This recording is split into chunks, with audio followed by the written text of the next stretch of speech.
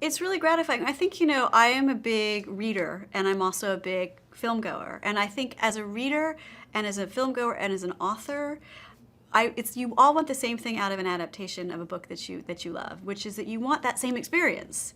You want those characters, you want to see them alive, you want those feelings you had when reading the book, and I think that the movie does that. I think the movie gives you the emotional experience of the book. I think the characters feel very much like the characters from the book. And then there's, you know, the music and things like that, which the book can only do so much. This film is a musical. It's got the cello, it's got Adam's band, it's got Denny's band.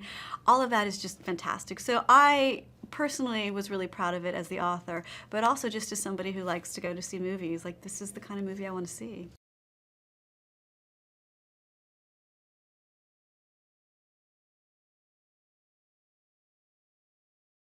They just had it. I mean, and I'm so glad that they tested, you know, Chloe with different actors for chemistry, because no matter how good somebody is or cute or this or that, if they just don't have it, they don't have it. The minute you see their audition tape together, it's like they both light up. And that doesn't mean they're gonna go and like fall in love in real life. They didn't. But it's just that they really kind of got along. They goofed around on set. They had a really nice rapport, and they just had a great chemistry. So you really believe that love story. You believe they want to be together. And I just think that translates into like, it's swoony to watch them. And when you watch them fight because life is taking them in different places, you really feel that anguish. It feels real. It brings you into the moment. There's not that kind of barrier of like, I am watching actors falling in love and now fighting. It's like you are invested in the characters.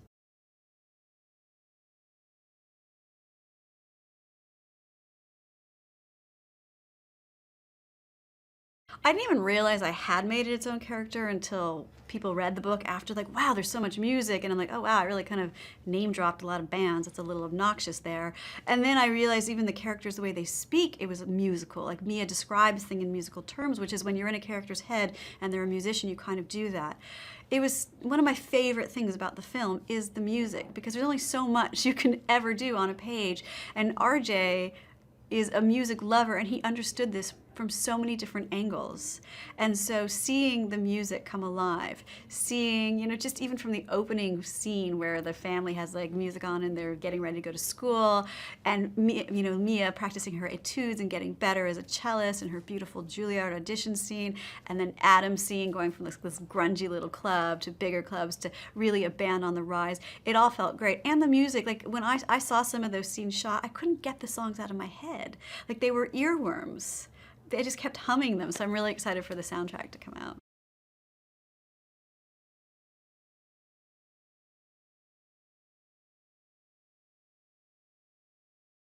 You know, I sat down with RJ sort of before we had kind of landed with a studio. We weren't sure where it was going, but we had Chloe at that point. We had the great script, and then I met RJ, and I just knew. Like, you just have those moments of just like deep intuition, and he was speaking about his vision for the film, and he understood it on so many different levels. He understood the characters and the teenagers and the falling in love and the familial relationships and the music and kind of the metaphysical spirituality of it as well. And at that moment, I knew it was going to get made, and I knew that he was going to make it beautifully. So it's a nice moment to kind of find somebody like that who you just kind of get that gut reaction. And there's a few things in life I love more than being right, and I was right.